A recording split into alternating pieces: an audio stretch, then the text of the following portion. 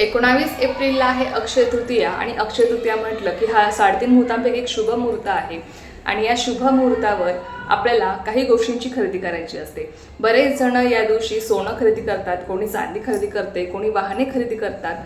कारण की असं म्हटलं गेलं आहे की या शुभ मुहूर्ताला आपण जेव्हा खरेदी करतो तेव्हा त्या गोष्टी आपल्यासोबत अक्षय टिकून राहतात, त्याचा कधी क्षय होत नाही, त्या गोष्टी आपल्यासोबत चिरकाल टिकून राहतात। पण बघा, प्रत्येकाला सोनं चांदी खरेदी करणं शक्य होईलच असं नाहीये, कारण की आता सोन्या चांदीचे भाव एवढे वाढले आहेत की ते सगळ्यांना खरेदी करणं शक्य होईल असं नाही। मग त्या बदल्यात अशा कोणत्या गोष्टी आहेत ज्या आपण खरेदी केल्याने आपल्या घरामध्ये माता लक्ष्मीचा अखंड वास राहतो, लक्ष्मी प्राप्ती होते, लक्ष्मी स्थिर राहते, तर त्या गोष्टी कोणत्या आहेत तेच आपण आजच्या जाणून घेणार आहोत। नमस्कार सर्वांना, श्री स्वामी समर्थ। तुम्हा सगळ्यांचं स्वामी श्रद्धा चॅनलवर खूप खूप मनापासून स्वागत। तर 19 एप्रिलला आहे अक्षय तृतीया। 3.5 मुहूर्तांपैकी हा संपूर्ण एक शुभ मुहूर्त आहे आणि नावाप्रमाणेच बघा, अक्षय तृतीया, अक्षय म्हणजे ज्याचा कधी क्षय होत नाही, जे कधी क्षय पावत नाही, म्हणून या दिवशी काही गोष्टींची खरेदी केली जाते किंवा काही मोठमोठे कामं, मोठमोठे कार्य या दिवशी केले जातात। त्याचबरोबर आपण या दिवशी ज्या काही सेवा करतो, जे काही दान करतो, जे काही पुण्यकर्म करतो, ते आपल्यासोबत अक्षय टिकून राहतं, त्याचा कधी क्षय होत नाही, ते आपल्यासोबत चिरकाल टिकून राहतं। तर अक्षय तृतीयेलाच परशुराम जयंती सुद्धा असते। परशुराम म्हणजे भगवान विष्णूचाच हा एक अवतार मानला गेला आहे आणि अक्षय तृतीयेला आपल्याला माता लक्ष्मीची, भगवान कुबेरांची आपल्याला सेवा करायची आहे, जेणेकरून आपल्या घरामध्ये माता लक्ष्मीचा अखंड वास राहील आणि त्याच्या काही सेवा आहेत त्या सेवांमुळे आपल्याला त्याचं जे काही पुण्य फळ आहे ते आपल्याला चिरकाल मिळेल, अक्षय मिळेल आणि आपल्यामध्ये माता लक्ष्मीचा अखंड वास राहील, लक्ष्मी स्थिर राहील। त्याचबरोबर बघा, अक्षय तृतीयेला आपल्याला काही गोष्टींची खरेदी करायची असते, जेणेकरून त्या गोष्टींच्या स्वरूपामध्ये आपल्या घरी माता लक्ष्मीचा अखंड वास राहणार आहे, लक्ष्मी स्थिर राहणार आहे। तर त्या गोष्टी कोणत्या आहेत ते आपण बघूया। त्यातली सगळ्यात महत्त्वाची पहिली गोष्ट म्हणजे बघा, अक्षय तृतीयेला माठ खरेदी करण्याला अत्यंत महत्त्व आहे।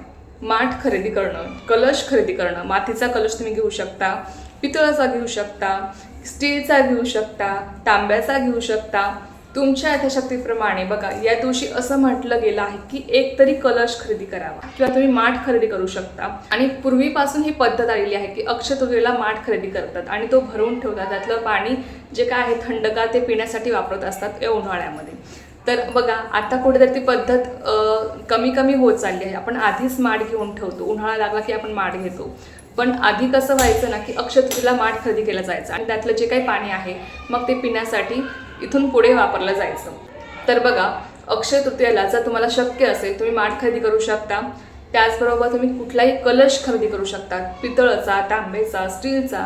कलश खरेदी करताना बघा, कलश जेव्हा आपण खरेदी करतो तेव्हा तो तसाच रिकामा घरी आणायचा नाही। कलश हा नेहमी खरेदी केल्यावर त्यामध्ये काही ना काही वस्तू तुम्हाला टाकून आणायची, म्हणजे तो कलश तुम्हाला काही ना काही गोष्टींनी भरून आणायचा आहे। तर जसं की बघा, तुम्ही कलश खरेदी केला आणि कलश खरेदी केल्यावर तुम्ही तो तसाच घरी आणू नका, म्हणजे रिकामा कलश तुम्हाला घरी आणायचा नाही।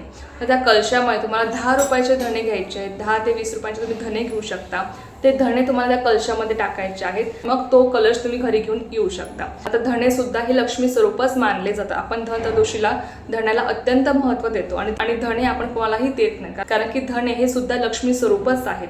म्हणून लक्षात घ्या की तुम्ही त्या कलशामध्ये 10 ते 20 रुपयापर्यंत धणे खरेदी करा आणि त्या कलशामध्ये तुम्ही टाकून आणू शकता, जेणेकरून त्या स्वरूपामध्ये माता लक्ष्मी तुमच्या घरामध्ये प्रवेश करेल आणि ती अखंड वास करेल। आता दुसरी महत्त्वाची गोष्ट, तुम्हाला तुमच्या देवघरामध्ये ज्या कुठल्या देवी देवतांच्या मूर्ती घ्यायच्या असतील, कुठलाही फोटो घ्यायचा असेल देवी देवतांचा, तर तुम्ही खरेदी करू शकता, कारण की या दिवशी आपल्याला काही ना काही खरेदी करायची आहे।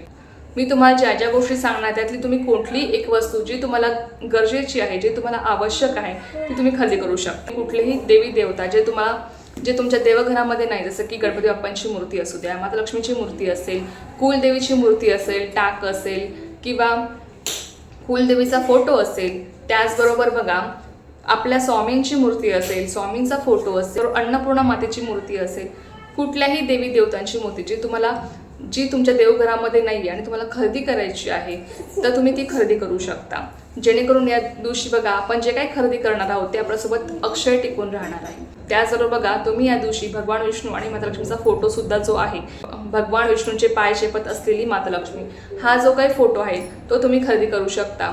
असं म्हटलं जातं की हा फोटो ज्यांच्या देवघरामध्ये आहे त्या घरामध्ये महालक्ष्मीचा अखंड वास राहत असतो, तिथून ती कधीही जात नाही. तर त्याच्यानंतरची पुढची महत्त्वाची गोष्ट आहे ती म्हणजे बघा, ज्यांना श्रीयंत्र खरेदी करायचं असेल, कुबेर यंत्र खरेदी करायचं असेल, ते तुम्ही या दिवशी खरेदी करू शकता. पण बघा, फक्त यंत्र आणून किंवा देवी देवतांच्या मूर्त्या आणून, फोटो आणून फक्त आपलं देवघर आपल्याला भरायचं नाहीये, तर आपल्याकडनं त्यांची सेवा सुद्धा घडली पाहिजे. जसं की बघा, जर तुम्हाला श्रीयंत्र खरेदी करण्याची इच्छा असेल तर श्रीयंत्र खरेदी करून फक्त आपल्या देवघरामध्ये आणून ते ठेवू नका.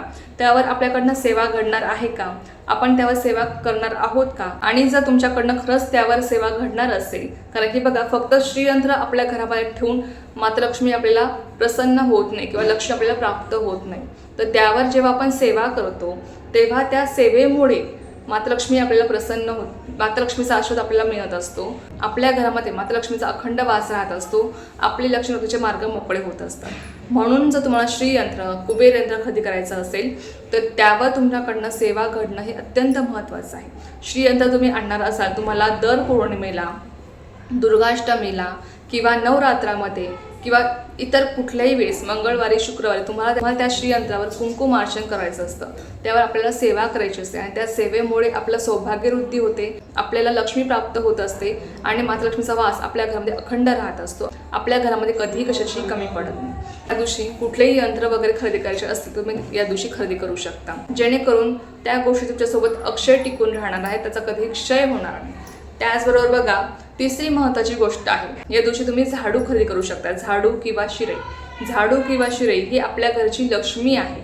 आपण लक्ष्मीपूजनाला झाडूला अत्यंत महत्त्व देतो. झाडू म्हणजे शिरईला, शिरईची आपण पूजा करत असतो लक्ष्मीपूजनाच्या पूजा मांडणीमध्ये.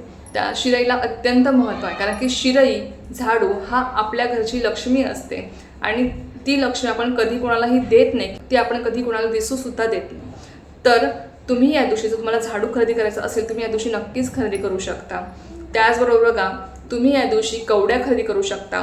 7 कवड्यांवर आपल्याला सेवा करायची असते. अक्षय तृतीयेला आपल्याला 7 कवड्यांची सेवा करायची असते, जी लक्ष्मीची अत्यंत प्रभावी सेवा आहे आणि ज्या सेवेमुळे आपल्या घरात मातृलक्ष्मीचा अखंड वास राहत असतो. तर ही 7 कवड्यांची सेवा आपल्याला परमपूज्य गुरुमाऊलींनी सुचवलेली आहे, आपल्या घरामध्ये कधी कशाची कमी पडू नये म्हणून. तर त्या 7 कवड्या तुम्ही या दिवशी खरेदी करू शकता. 7 कवड्या खरेदी करताना तुम्हाला त्या पांढऱ्या कवड्या घ्यायच्या आहेत, पिवळ्या कवड्या घ्यायच्या नाही. पांढऱ्या कवड्या घेऊन आपल्याला त्या पिवळ्या करायच्या असतात आणि मग त्यावर आपल्याला सेवा करायची असते. तर तुम्ही या दिवशी कवड्या खरेदी करू शकतात. त्याचबरोबर तुम्ही बघा, या दिवशी कमळगट्ट्याची माळ खरेदी करू शकता, जी आपल्याला श्रीयंत्रावर ठेवायची असते. श्रीयंत्रावर कमळगट्ट्याची, जेव्हा 108 मण्याची कमळगट्ट्याची माळ आपण श्रीयंत्रावर ठेवतो. कमळगट्टा म्हणजे काय की कमळाचं बी, आणि जी कमळगट्ट्याची माळ आपण श्रीयंत्रावर ठेवतो त्यामुळे असं मानलं जातं की आपण 108 कमळ मातृलक्ष्मीला आपण अर्पण केलेले आहे. श्रीयंत्र म्हणजे भगवान विष्णू आणि मातृलक्ष्मीचं ते आसन आहे, आणि ज्या घरामध्ये त्यांचं आसन आहे तिथून मातृलक्ष्मी कधीही जात नाही, तिथे मातृलक्ष्मीचा अखंड वास राहत असतो. आणि जेव्हा कमळगट्ट्याची माळ आपण त्यावर ठेवतो तेव्हा असं मानलं जातं की आपण 108 कमळाची फुले आपण मातृलक्ष्मीला अर्पण केली आहे. आपल्याला रोज कमळाचं फूल मातृलक्ष्मीला अर्पण करणं शक्य होत नाही. मग जेव्हा आपण कमळगट्ट्याची माळ ठेवतो त्याचा अर्थ असा होतो की आपण 108 कमळ मातृलक्ष्मीला अर्पण करत आहोत. तर हे त्यामागचं कारण. बरोबर, कमळगट्ट्याची माळ जर आपल्या घरामध्ये असेल, देवघरामध्ये असेल, तर आपण त्याच्यावर सेवा सुद्धा करू शकतो आणि त्या सेवेमुळे सुद्धा आपल्या घरामध्ये मातृलक्ष्मीचा अखंड वास राहत असतो, लक्ष्मीचे आपले मार्ग मोकळे होत असतात. त्यानंतर पुढची महत्त्वाची गोष्ट आहे, जसं की मातृलक्ष्मीचा फोटो, जी कमळावर व्यवस्थित बसलेली आहे, जी आपल्याला भरभरून आशीर्वाद देत आहे. त्याचबरोबर गजंत लक्ष्मी तुम्ही खरेदी करू शकता या दिवशी. त्याचबरोबर पिवळी मोहरी, जी आपल्याला दर अमावस्येला आपण त्यावर सेवा करतो. आपण वल्गासुक्त पठण करत, कालभैरवाष्टक पठण करत करत आपण जी पिवळी मोहरी आपल्या घराच्या कोपऱ्यामध्ये आपण टाकत असतो आणि त्यामुळे आपल्या घराचं चहूबाजूने रक्षण होत असतं. तर त्या दिवशी तुम्ही पिवळी मोहरी सुद्धा खरेदी करू शकता. तर बघा, अशा ज्या काही वस्तू आहेत त्या तुम्ही या दिवशी खरेदी करू शकता. तुम्ही या दिवशी दिव्या वगैरे सुद्धा खरेदी करू शकता. त्याचबरोबर बघा, या दिवशी दानाला सुद्धा जास्त महत्त्व आहे. तुम्हाला तुमच्या यथाशक्तीनुसार तुम्ही गोरगरिबांना, गरजू लोकांना तुम्ही या दिवशी दान देऊ शकता. दान हे तुम्ही अन्नाचं दान देऊ शकता किंवा तुम्ही एखाद्या गरजू व्यक्तीला माठ खरेदी करून तो तुम्ही दान देऊ शकता. त्यामुळे तुमचा पितृदोष सुद्धा कमी होतो आणि हा संपूर्ण दिवस पितरांच्या सेवेसाठी सुद्धा अत्यंत महत्त्वाचा दिवस मानला गेला आहे. त्यामुळे जर तुम्ही कोणाला माठ खरेदी करून दान करता तर त्यामुळे सुद्धा तुमचा जो काही पितृदोष आहे तो बऱ्याच प्रमाणामध्ये कमी होतो आणि तुमच्या आयुष्यातल्या बऱ्याच अडचणी त्यामुळे दूर होत असतात. तर या ज्या काही गोष्टी आहेत तुम्ही या दिवशी खरेदी करू शकता. तुम्हाला यामधल्या ज्या गोष्टींची गरज आहे, ज्या गोष्टी तुम्ही तुमच्याकडनं सेवा घडणार आहे आणि ज्या गोष्टी तुम्ही खरेदी करू शकता, अशा गोष्टी तुम्ही नक्कीच खरेदी करण्याचा प्रयत्न करा, जेणेकरून त्या गोष्टींमुळे तुमच्या घरात माता लक्ष्मीचा अखंड वास राहणार आहे.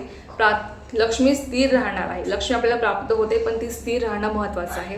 आणि या सगळ्या गोष्टींमुळे आपल्या घरात माता लक्ष्मीचा अखंड वास राहत असतो आणि सगळ्यात महत्त्वाचं म्हणजे ती स्थिर राहत असते. तर चला, ही एक अत्यंत छोटीशी पण खूप महत्त्वाची माहिती होती, जी मंत्रासोबत शेअर करायची होती. झालेली सेवा मी स्वयं माझ्याकडे रुजू करते आणि आजचा व्हिडिओ तेच थांबवते.